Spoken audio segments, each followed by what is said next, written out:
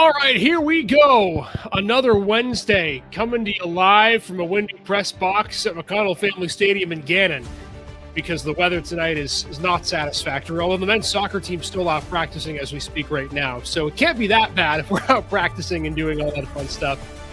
But man, it's great to be back. Great to be with you all. Welcome in, everybody. This is the Gem City Sports Podcast, as always brought to you by our friends at Revich Investments, keeping financial guidance simple. If you want more info on Revich, go to the website, www.revichinvestments.com, or you can go to their website and during normal business hours, give them a call at 814-734-3433, 814-734-3433. My goodness, now the rain's really coming down in buckets. Maybe you'll be able to hear it from my microphone as we go along throughout the night. Big show planned for you this evening, all high school football, of course. We came to you live on Friday for Rapid Reaction and talked about the chaos that was with the 4A championship game and the shock that so many had with Oil City beating General McLean. And now we add 4A, 6A into the mix with McDowell.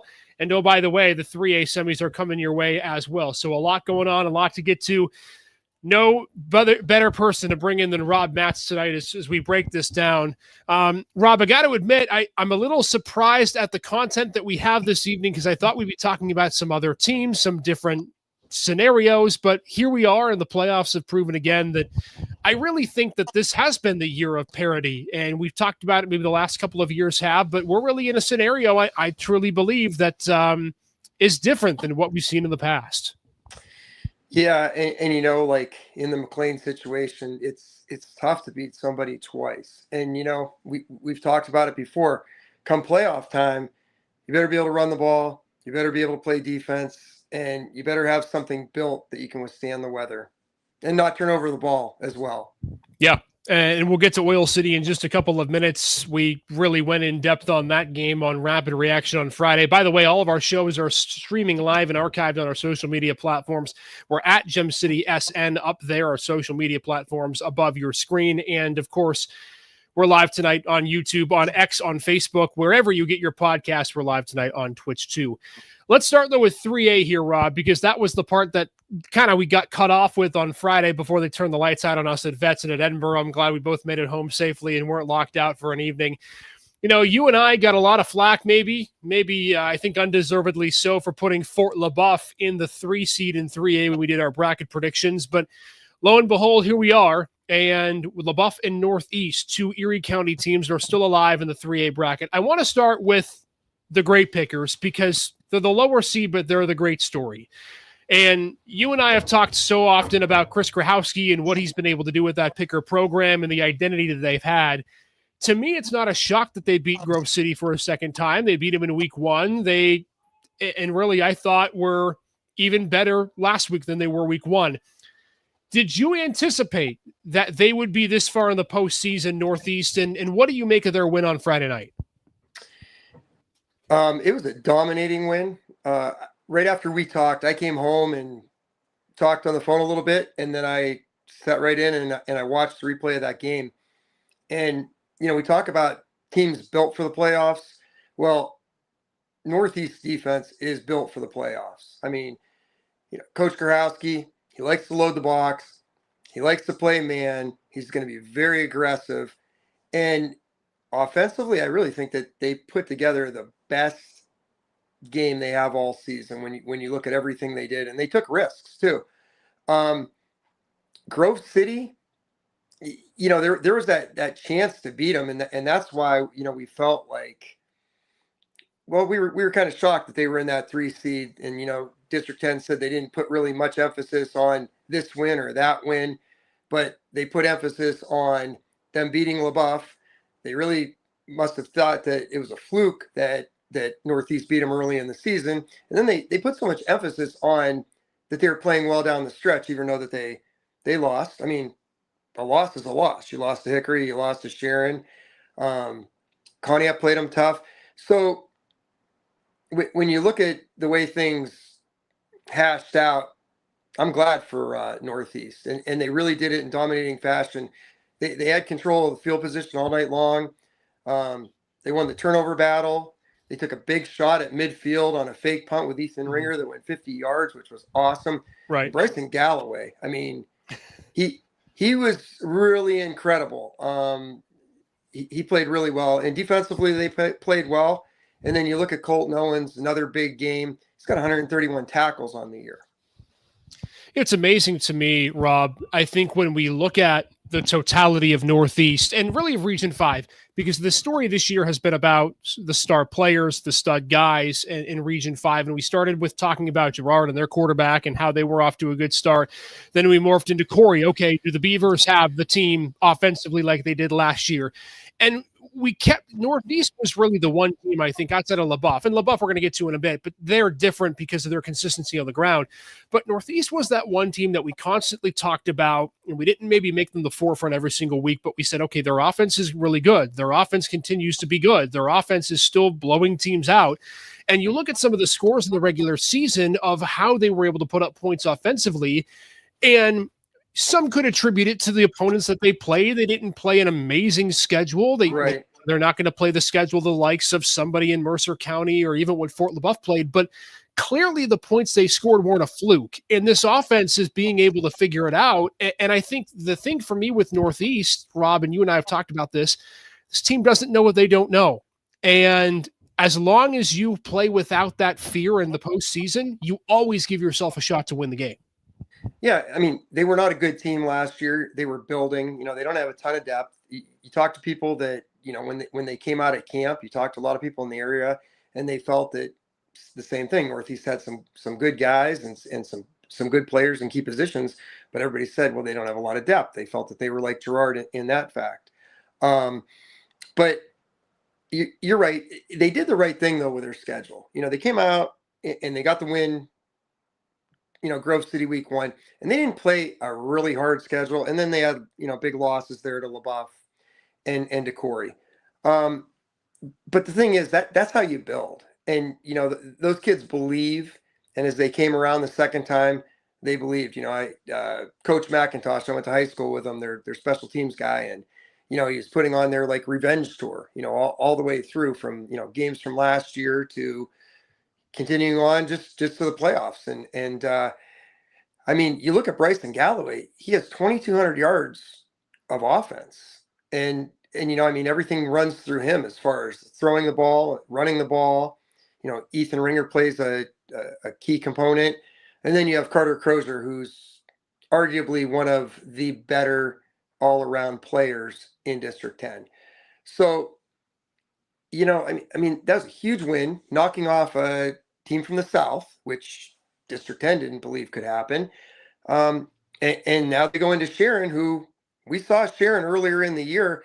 And you'll remember week 1, we were down there. Mercyhurst was inside, I believe, their 5-yard line. And then I believe they were inside the 20 another 2 or 3 times. They had their opportunities. And they did get some guys, behind the Sharon secondary as well.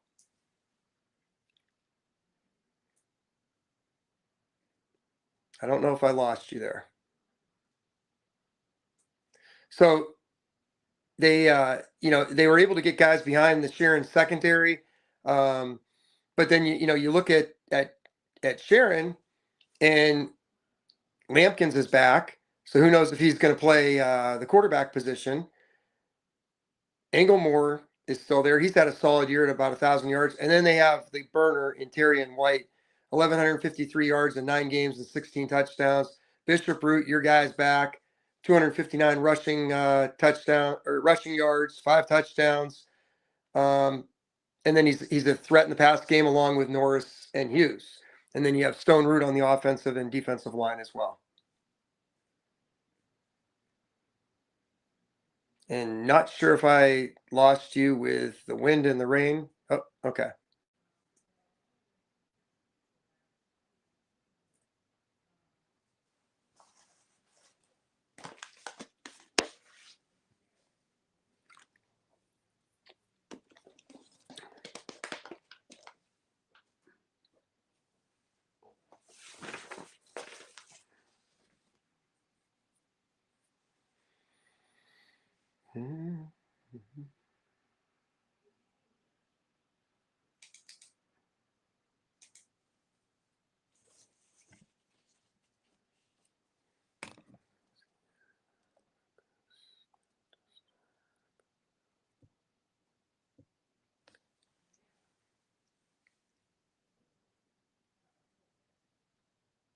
All right there, Rob. Am I back?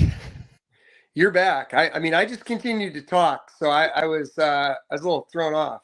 You were But con- you were controlling the show. We just had the power go out at McConnell Family Stadium for a moment in the press box, so I'm now working on Wi-Fi off my phone. But that's live TV. I feel like every time I feel like I get away from TV, something else happens to go. better you than me in that press box, as I'm sure it's probably swaying around up there. Yeah, well, you were talking just before we just got done with Northeast. Obviously, we'll talk about the matchup in a second. Robin, I Yes. know you just kind of went through it, but let's flip the script and talk Fort LaBeouf for a bit. Okay. I think we kind of expected that LaBeouf would be here. The Corey game, I think, to me, really solidifies the Bison as the region champs that they were, right? And I don't think there's any doubt in anybody's mind that they were the strongest Erie County team of that field, with respect to Northeast, who is still through. And I think for the Bison, we'll get, like I said, we'll get to the matchup in a minute, but for me, again, it's an impressive feat because of just how consistent that they are, and consistent they were on Friday night as well. Yeah, and the way that they did it, we talked about it Friday night. Corey came out and threw a little hiccup here as far as going double tight and things like that. But Brady Black, I mean, he had a night, as well as Skylar Sadowski. Those two defensive ends were just all over the field. Um, Carson Stoles, Ethan Horn, those linemen were nasty on the offensive and defensive line. And then you look at Dominic Walters, 1,700 total yards, 18 touchdowns on the season between passing and rushing. And Skylar Sadowski, I mean, he's a man. 1,422 yards, 17 touchdowns. And then you're getting Brady Black in the run game now, Strushin in the run game. You have Amaro, you have a downfield threat, and then they have that secret weapon in the kicker and Lucas Cantz. But they really were dominant, especially after halftime. Funny thing about, I think, this Bison team, and it's not funny, it's the truth, and I think it's really fascinating in my book, is the fact that this is a team that is built to win for a very long time. Now, we know what Coach Blows has been able to do, and they don't have just one guy, right? They have multiple guys who can run the football. And I think when you have that kind of personnel, Rob, at least in my book, that you can go 2, 3, 4 RBs deep, that's going to help you tremendously in a lot of ways. And whether or not they can beat Hickory this upcoming Friday, who knows? But this team is always going to be in the conversation for a region championship. And now what we've seen in 3A the last couple of years is that they are the team in Erie County that is going to get one of those top seeds, whether they're 3, whether they're 4. It's essentially Mercer County and then Fort LaBeouf and then everybody else. Yeah, and we called it. They should have been the 3 seed without a doubt. But bygones be bygones here. And they are built. This junior class is absolutely incredible with what they have. And they bring back all their offensive linemen next year. All 5 are coming back, plus a couple of the backups. And, and also what they're doing, and we talked about it, is playing like 3 freshmen in the secondary, a sophomore at outside linebacker. They bring in another sophomore that started a few games and plays a ton at linebacker. That front group there, as Coach talked about, Coach Blows, they're taking care of the entire defense, and those guys are putting in extra work on top of what the coaches are asking them to do, taking care of all these underclassmen. So I'm excited about Friday. I think it's going to be exciting to see how these two teams come out. Clearly, Sharon Hickory are still going to be the favorites. It's Hickory, LaBeouf at Slippery Rock at 7 o'clock on Friday. And then General McLean hosting a playoff game, just not the one that they would hope to have hosted. They're going to be the host site for Sharon Northeast Friday night at 7. Rob, is there any scenario that you see that one of these two Erie County teams could knock off a LaBeouf, knock off a Hickory or knock off a Sharon in your mind? Yeah, I mean, let's start with LaBeouf. They've done a great job defensively. I mean, they need to handle Christian Dungy at quarterback. I watched them. Their only loss was to Canfield, Ohio, which is a really tough place to play. But Dungy is fast. I mean, he can do things that are crazy. They did lose their wide receiver Phillips for the year, but Kelvin Morrison, he's only played 9 games, 1,422 yards and 16 touchdowns. And then, Trevor Boritz, he's awesome. But this is what when you look at LaBeouf in this game, I don't know how much they're going to be able to get to the edges. They like to run buck sweep. I don't know. But the way that line played last week, if that offensive line can have a big game and they can chunk up yards and control the clock, Dominic Walters is also an equalizer running the ball as well. And they have the kicking game. They both these teams probably need to hope for some really inclement weather. But everything's going to have to go right for him. But no, I could definitely see LaBeouf getting by. It's going to be tough. They haven't played the schedule that Hickory has. And then Northeast, Bryson Galloway is going to continue to have a really big game. Yeah. And it runs through him. And then defensively, they can't give up the big explosive pass plays or run plays to Terry and White because they're going to load the box. And, there's the potential right there. So, no, I feel this is our best shot up here that we've had in a long time. But things are going to have to go right. That's for sure. Yeah, you mentioned the weather. I think that's a big part. I think the advantage that Northeast Sharon for me is the most intriguing game, only because I think Northeast. I agree. While they don't, I think Sharon has the more talent on the offensive side of the football, but I think Northeast of the two teams in Erie County is the one team that can put up points more so than LaBeouf. Not that LaBeouf can't, but Northeast can score in bunches. They take more risk, and I think they're better at taking risks than what you would expect with LaBeouf, which is that consistent sort of a team that is going to have to do that against Hickory. So I'm fascinated. I really hope for the sake of Erie County that we see close games on Friday night. I think that would be a very exciting evening. And maybe the weather's an issue. I mean, if it's anything like tonight, it's going to be crazy for these teams to try to throw the football. It's going to be a lot of ground and pound. That favors LaBeouf for sure, and it probably favors Northeast too, as long as they can stop Terry and White. So big games Friday. 3A is going to be a lot of fun, Rob. It's good to see two Erie County teams in the semis, and we'll see if either or both can make the final. Wouldn't that be great? It would be awesome. Great? Oh my goodness. If both of them made it, that'd be incredible. I think it'd be the story of the year, and that's no disrespect to the team that we're going to talk about in a little bit from now and finish up with Oil City, but that would be the story of the year if you could get Sharon, if you can get Northeast and Fort LaBeouf into the title game, beating Sharon and Hickory, the presumptive favorites in 3A. All right, speaking of presumptive favorites, let's go ahead and move along to 2A here, Rob, and just preview this title game. You were there on the call for what was a crazy Mercyhurst Prep Seneca game. Would have been the game of the week if not for GM Oil City. And the Lakers, they flipped the script from last year, and I thought that was really important for Coach Jeff Root and the Lakers. Last year, of course, we know semis against Sharpsville. They're the 2 seed. They blow a double-digit lead in the fourth quarter, and they lose. This year, they have a double-digit deficit the second half, and they win. And Farrell just keeps rolling along. It's funny. You looked at Farrell at the beginning of the year, and you thought, well, are they really going to be what they could be, right? They lost to Hickory in a game that maybe they should have, could have won. Steubenville's a tough opponent, but they're 9-2 and they're rolling. Your thoughts first and foremost on this game, Rob, one that will be a rematch from a couple of years back. And a game, remember, in that D10 championship game, I think it was in 23, that Mercyhurst Prep gave Farrell a run for their money. It was a one-score game late in the fourth quarter. Just your initial thoughts on how this game could go. This is a different Farrell team than some other teams. I mean, I've watched a lot of them, and when you look at their schedule, like you said, that 1-point loss to Hickory, Sharon, Fort LaBeouf, at Steubenville, they played prep, not to mention some other tough opponents in there as well. And to be able to come out 8-2 is absolutely incredible. And then I watched that Eisenhower film about three times. Now, the problem is Farrell's so explosive, and Pegues is unbelievable running the ball. He's unbelievable throwing the ball.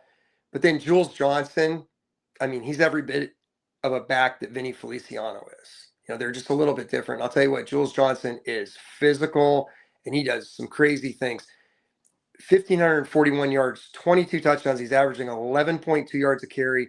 Then they've got some other guys that fill in here and there. But then Jaden King Vincent to be eligible for the playoffs was huge. But here's the thing. 2 out of the first three possessions with Eisenhower, Farrell scored. Eisenhower got down to the 1-yard line and fumbled.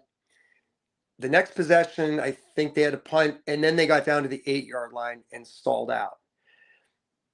The thing for, and we saw Jacob Zach. He's a very good quarterback, and they do some things that cause a big problem for you with the option game and things like that.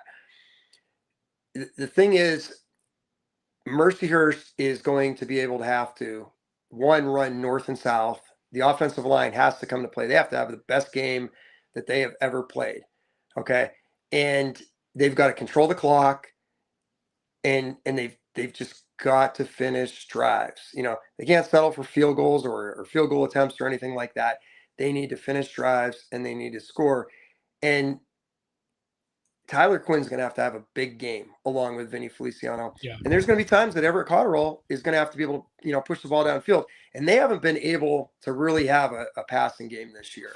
They had a big play last week, but that's far and few in between. But the problem with playing Farrell is, you could have a big play, you could get down there and score, and they might put three touchdowns on you in a matter of, a minute. They're a very, very scary team. And the way they fly around on defense, they look to lay the lumber every single play. I'm glad you brought his name up, because to me, the X factor in the game is Tyler Quinn. I don't think it's Vinny Feliciano for Mercyhurst Prep, and not with his pass catching or his running skills, but his blocking skills. You mentioned going north-south, right? We've seen so many times Tyler Quinn, they line him up in the backfield to whatever side that Vinny's not on. You have a 2-back set, and you run that buck sweep, you run power, whatever it is, inside zone, and you have Tyler be the lead blocker. He has to be the guy that opens up holes for Vinny. And it doesn't have to be 10-yard holes, right? If you can get Vinny 5-6 yards of carry, and your Mercyhurst Prep, you're a team that typically likes to run quick against opponents. Now you're going to be the team that's going to need to grind some clock. You can pick up 5-6 yards of carry, and you muddy the waters. You make it a 14-14 game at the half, then you give yourself a shot. For me, what's going to be fascinating is that passing game, inevitably when Cotterill has to throw. You wonder if they don't feel confident in the downfield passing attack, whether it's the elements, whether it's the Farrell secondary, is how can you get guys open and scheme them open with quick passes that result in yak? Vinny's a guy who can do that. We've seen JT Jones at times be able to do that. Tyler Quinn, maybe as a tight end position, could do that. But you have to scheme them up. And I think, like, to your point, the problem that Farrell presents is they're so athletic. So even if you can get a guy open for a second or two, you're going to have two guys that are bearing down on him pretty quickly. And that, to me, is the big question is Mercyhurst Prep capable of being able to make that happen where they can get guys open for more than a second or two? And I think that's where the lumber lies, as you mentioned, for the offense. Yeah, and I think the big X factor, and I know Braden and myself have been very surprised because Coach Root put Vinny at quarterback during the Corey game, and Vinny has a cannon. But where he really caused a problem for Corey, they called one play, misdirection play, and out of the 4 times they called it, Vinny scored 3 times. 2 of them he went untouched for long touchdowns. Yeah, hasn't really, been involved in that sense. And we were really surprised because we felt like this was the game, that you might need to lean on him heavy. But it's tough to be able to, not get the reps, and then all of a sudden in certain situations, okay, now throw him back there. But yeah, it's going to be really tough. I mean, Farrell is, they're going to get in your face, they're going to press you, they're just going to be mean and nasty, and it's going to be really tough. So I really think it's a grinded out game. And you look at that line with Hinterleiter and Sermonera and Lockett, those guys have to come to play. And then, they need a role player too. Ian Elman Sparks, Darius Bridget. Somebody is going to need to step up as well. But the scary part is when Mercyhurst is on defense, because, we've seen a lot of teams move the ball against them, and they have not seen the likes of Farrell yet. The defense hasn't. And, they saw Sharon week 1, but Farrell's not Sharon. Farrell's, they thumped Sharon. They're taking it up another notch. And I think what really impresses me about the Steelers, the schedule that they played, they don't flinch. I mean, they don't flinch at all. So, we talked about it. This is a David versus Goliath matchup. Not that it can't be done, but talked about it the last time they played Farrell down, I believe. No, that was at Meadville about 3 years ago. Yep. Yeah. And the only way really to be able to beat them is to be able to run off tackle, to be able to run up inside. Maybe Vinny can get some yardage on the outside. We'll see, but really haven't seen too many teams do it. So it is a big task, but I'm putting it all on that offensive line and then Vinny and Tyler Quinn. Yeah, I'll tell you what, it's fascinating with Mercyhurst Prep because we know what Vinny's capable of. We know that offense has a lot of weapons, yet you look at their schedule, they've only scored 40 points or more twice this season. And the number, I think, to beat Farrell has to be at least 40. Yes. 50 may not be enough. I mean, if you're going to want to run them in a track meet, you're going to have to score a minimum 40 points. And so I think the muddy the waters approach to me is what I would go for Mercyhurst Prep. That doesn't mean that you're going to try to get 2 yards in a cloud of dust. It just means that be okay with taking 3 or 4 yards a carry. And if you're Vinny, that's okay. Like 17 play drives isn't the end of the world.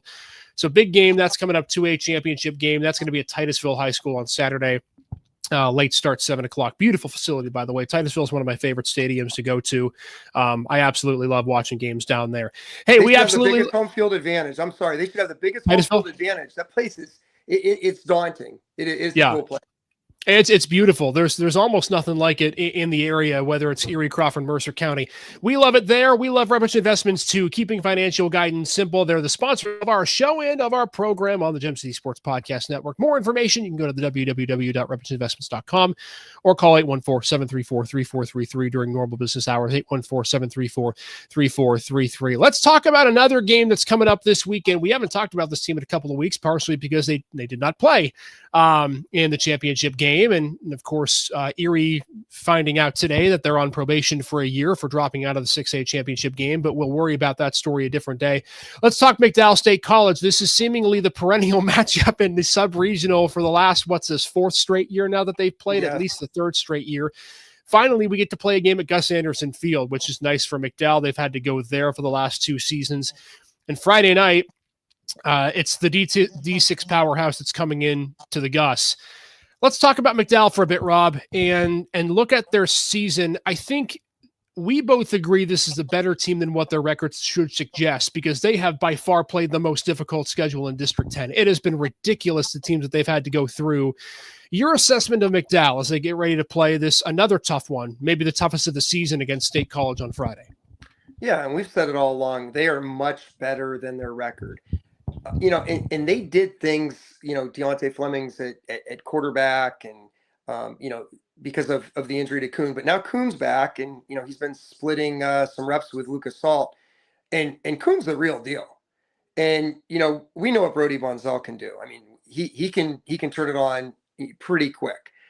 McDowell's just going to have a huge game and not make mistakes. And they're just going to have to be able to, another one, grind it out.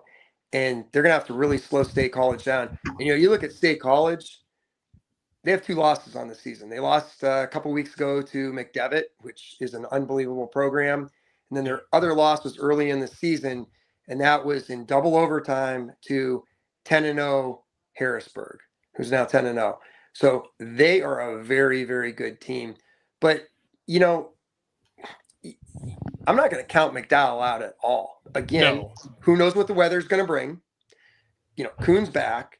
You're able to move Fleming's out at receiver now. Gives them some more options and weapons. And they do have a good running game. And for the schedule that they've played, I think they did a really good job. The big key is being able to slow State College down. Kalka, their quarterback, 1,848 yards, 25 touchdowns. Sheffy's like over 1,200 yards rushing, 17 touchdowns. And then you have Code and Lustig, and between the two of them, they're over 1,000 yards. So that's going to be the key. But, McDowell's going to definitely want to hope for some bad weather, and they just can't make mistakes. Sheffy's been the guy that McDowell's had to deal with for a few years now. I feel like he's in his 11th year of high school. Yeah. He still continues to be a part of this program. It is wild to me. But, Rob, I'll say this about McDowell, and we've hit on this with their schedule, that their record is not indicative of how good of a team they are.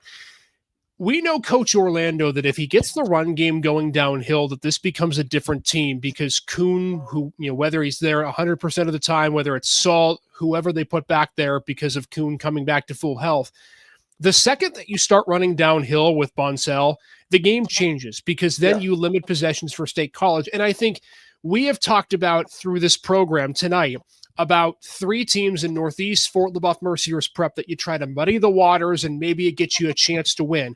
But that still doesn't guarantee you victory. My opinion, as good as State College is, if McDowell can run the football downhill and Boncel plays a game like he did against Prep, like he did against Meadville, I think McDowell has a legitimate good shot to win this football game. And I don't think it's a knock on State College. Their defense has been tremendous, but you look at the way that State College's schedule has gone. In shootouts, in games where they struggle against the run, they become a little more mortal. And McDowell's strength, of course, is through the line. It's through Boncel. I think they have the blueprint to win the game, is what I'm saying. Do I think they should be the favorite? No. Do I think that ultimately are they going to have a tough time winning this game? Sure. But I do think the blueprint's there, and they followed it more so than maybe the other teams we've talked about on this show tonight. Yeah, and I mean, they played very well. They played very well against St. Francis at the end of the season. And some of those other scores against those Ohio teams were very deceiving. McDowell was in those games. And they're another one, like Farrell, they went into the Lions' Den at Steubenville. And, it's at home. It's at Gus Anderson, which is huge, because that's not an easy ride going to State College or for State College to come up here at all. So, no, I agree with you. I think they have a shot, but they just have to be able to, move the ball. Definitely in the running game, and then Kuhn, when he's in there, and Salt, they need to add a spark, and then their defense really has to hold up, because they have given up a lot of points this year. Yeah, I agree. And to me, it's the defense. I think the offense can score enough. It's just whether the defense can make a couple of stops, and it's hard when State College has the number of the depth, right? We talked about depth with Sharon, depth with Hickory, depth with Farrell, another team that comes in, they're just locked and loaded. You take Sheffy out of the game, they have 4 or 5 other guys that can hurt you, at least. And so that, to me, is the concern for McDowell. I think the offense is there. The defense is the big question mark. And if the game's played in the 20s or the 30s, McDowell, to me, wins. If it's played more than that, then it's probably State College, and it might still even be State College in the 20s and 30s. It's just more likely McDowell has a shot. So that's a huge game Friday night. So you've got 3A Friday and 6A Friday. You've got 2A Saturday. And I want to end this, Rob, with, no disrespect to the Class 1A. Cambridge Springs, big win against Cochranton. That was a fun game that the Spa was able to win. Quickly, let's hit on 1A with Cambridge Springs specifically. Greenville, Reynolds, and Mercer County game. A little bit of a fun one. Wilmington's going to be the favorite, but I love Nate Liberty. He's one of my favorite coaches in District 10. The Spa's got an interesting opportunity here against Wilmington on Saturday to potentially do some damage and pull an upset. And they've been sneaky in 1A for the last 5-6 years. They do. And I agree with you. Nathan Liberty, he's one of the better coaches in District 10. Without a doubt. He's a top 5 coach in District 10 in my book. He really is. He really is. And he comes from that cash system, and he does a lot of things to stress out a defense. And then their backs in Hoover and am I saying it right, Kenya? Yeah. They've between the two of them, they're like 2,600 yards rushing, 30 touchdowns. Everything goes through them. Here's where it gets, again, another David versus Goliath matchup.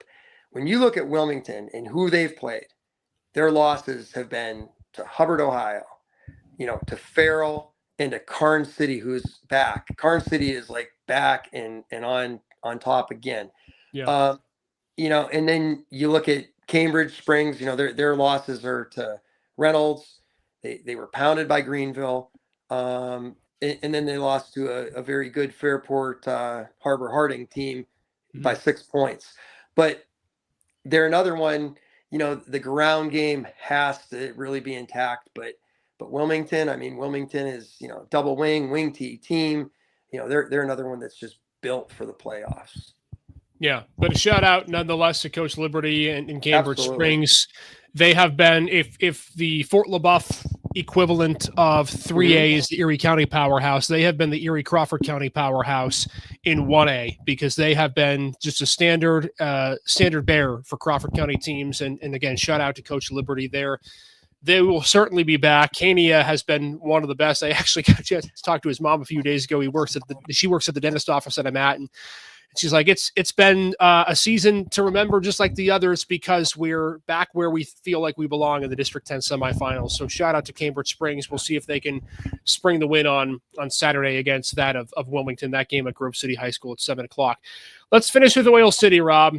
We've done enough reacting to this game, and I think the shock factor is certainly still there. But now if you're Dan York and the Oilers, you get a week off, which is, again, kind of unexpected, given that they thought this weekend they would be playing General McLean if they were to beat Meadville, and we saw how the opt-out ended, and evidently that game gets scheduled for a week earlier, and so here they are. I wanted to just talk quickly for a minute, Rob, about how far you think this Oiler team can go. They're going to have a tough opponent no matter what, and I think you look at the way that the bracket shakes out. They're going to get a home game, but it's not going to be an easy test. Is this a team, based on their defense, based on the way they run the football, and Cole Finley, are they built to win a state playoff game? And if so, what does that look like for the Oilers when they get ready to play next week? Well, they're going to have a tough opponent, regardless if it's Clearfield or if it's Punxsy. Yeah. Clearfield's another, you saw them. I mean, they are a ground and pound, nasty, physical team. And everybody's saying right now, Punxsy is the best, but we'll see what happens and who their matchup is. Yeah, I mean, nobody gave them a shot against McLean, and they do what they need to do. And come playoff time, they're built for it. I think back to, was it 3 years ago? Nobody gave them a shot against Northeast, because Northeast had beat them during the regular season when Ethan Knox didn't play, and then they just absolutely pounded Northeast back then. I think when they were in 3A, but no, they're built for the playoffs. And Coach York having 2 weeks, just to rest up, and I'm sure he's looking at both opponents, but they're going to scout this next game, really hard. They have a chance, but they have a chance for another week, I'm going to say, because after that, we know what lies there, and that's the Whippeal team. Yeah, the Whippeal's been crazy. You just had a big win, Newcastle beating Montour, which I think was a bit of a shock to a lot of people. Aliquippa, Thomas Jefferson, that could be a state championship game even of itself. In the Whippeal, 4A is just unbelievably loaded. I don't know how the heck that ends up happening, but that's the classification you look at and you're like, oh my gosh, that's murderer's row. You win the Whippeal, you might have a chance to make the state championship game. But again, I want to just end by going back on what I said on Friday and reiterating that I think this Oil City team is a lot better than what people gave him credit for. And again, GM turned the ball over 4 times. Like, you can't win the game if you turn the ball over like that. But a lot of it was because of the Oil City pressure and the defense they were able to play. And it really, for me, Rob, and this is, I think, something that maybe this is a terminology that we need to associate with Oil City now. They make you uncomfortable. And in the game Saturday, General McLean just felt like an uncomfortable football team, a team that was used to playing a certain way and just for some reason didn't feel like they could, or they just couldn't because of the way Oil City played them. And for this Oiler team, you make teams feel uncomfortable. You never know. Punxsy's going to be a tough out if it's not Punxsy Clearfield, but they play their game. Again, they've got the defensive blueprint, and for me, the running game, and the quarterback, Cole Finley, too. The Oil City teams in the past, even with Ethan Knox, they haven't had the quarterback. Now they have the quarterback and Cole Finley to potentially surprise more teams. And, Coach York has shown he's going to have, he had that extra week. He was able to really put the blueprint down about McLean. He's shown they can win in tight games. Their only loss was McLean in the regular season, and that was early. They had no business, like at all. And Braden alluded to it when we talked last week. That Erie team was by far so much more talented, had so much more speed, but they found a way and they did what they did. And at the right moments and at the right time, they surprised them. And it was a night that Erie should have used their speed and could have won. But they found a way to win. And just like they found a way to beat Meadville, which is a huge rivalry game. And then they found a way to win last week too. So I don't ever discount or count out a Dan York team at all. We say it again. Ethan Knox and Blake Reddick, I believe, the top two leading rushers all time in District 10, coached by Dan York. So he's built for this type of game and this weather. All right, Rob. So those are the games this weekend, a couple that we didn't get to. Which one ends up being the most exciting, or the one you think on Saturday evening that we talk about the most? Oh, it's tough. I'm gonna have to probably. I'm gonna go with LaBeouf and Hickory. I think that's going to be the game. I'm going to be down there. I'm actually doing that game at Slippery Rock Friday and then heading to Titusville on Saturday for the Merciers game. But it wouldn't shock me talking about Northeast either. Yeah, I think it's going to come out of the 3A. I agree. I think that we could be, at least Erie County people could be making a little bit of noise when it comes to those games. And maybe we're wrong. I mean, Hickory and Sharon are still juggernauts, but Fort LaBeouf and Northeast are playing their best football at the best time. And at some point, something has got to give, right? And maybe this is the year. And I think you got two really fundamentally sound and teams that are willing to go the extra mile to win football games. I'm actually going to say I think McDowell State College is the game that we're talking the most about. I think because of their schedule, because of the fact that I think early in the season, with the Kuhn injury, they didn't really know who they were. This McDowell team struggled, but you started to see throughout the season that they went back to basics, right? Coach Orlando coming back, being the OC. He said, look, anytime that I've had success when I was a head coach here, we were a downhill running team that got the offensive line to just block people out in oblivion, and we would run the quarterback and run the running back, and it would be great. And that's what they started to do. I think Brody Bonsell can be a difference maker in the game. And there's something about, I think, the way that they've been playing as of late leads me to believe that they can at least make this really, really competitive against State College. I think that'll be a game we'll talk a lot about. I agree with you, the 3A. And then who knows from there? I think there's going to be a lot of excitement too when we get into the end of the week about getting ready for Oil City next week too, because I think we're going to start to realize that they're a better team than maybe we gave them credit for. So we'll see. Rob, it's going to be a fun weekend. You got a couple games to call, so I appreciate you coming on tonight, man. And we'll try to do this on Saturday evening so we can wrap up all the games. But another fun weekend. Hopefully we see as much drama this weekend as we did last. Hopefully, and we'll probably be doing it from Titusville. From hopefully, I don't know what their press box is like. I just hope I have a warm, dry place because I'm not an outdoor weather guy, anymore in this climate. I've done enough of that, so I like to be in the press box this time of year. I don't want to be wet in the rain or anything like that, or the wind. I'll tell you what, man, I know that I'm still what they would consider in my young years, but I was out filming soccer tonight. Within 15 minutes, I'm freezing my butt off and I'm up to the press box getting warm. So you're not alone in that battle, my friend. Yeah, but I am looking forward to some really good games, and I'm really looking forward, to going down to Titusville, just because, like you said, it's just such a cool stadium. It's a cool place. So much history's there, and I can't wait. And I'm looking forward to. I haven't seen Hickory live in person this year, and I haven't seen Farrell live in person either. So looking forward to that a lot. It's going to be fun. Rob, buddy, enjoy it. We'll talk to you again on Saturday, more rapid reaction, and see if we're talking more craziness as we've done all season. Sounds good. Thank you very much. Have a good night. You too, Rob. It's been Rob Batts. He is the best in breaking down all these games, getting you set for the games. Going to be another fun weekend, another exciting weekend, because we don't know what's going to happen. And that's the greatest part about this season in high school football is there's been some predictability, but not much when it comes to the games that we have covered. All right, we are back tomorrow on the network. We've got Off the Record happening, another episode with Trevor Kubea and the guest of the week with Off the Record, as a podcast that we, of course, have been loving to have on our network. It is the official podcast of the Erie Otters. Then high school football rapid reaction comes to you Saturday night. We're going to do it like we did last weekend, where after all the games are done, Friday and Saturday, we'll recap them all. We'll break down what we thought was the best, the toughest game of the weekend, and go and have a nice, fun reaction party before we get set for another week of football playoffs with some district championship games and state playoff games in the wings in the next week or so. Enjoy your weekend, everybody. We'll see you back here tomorrow at 7 for Off the Record. Until then, stay safe, stay warm. Hope your power stays on with all the rain and the wind. And we'll see you all tomorrow for Off the Record.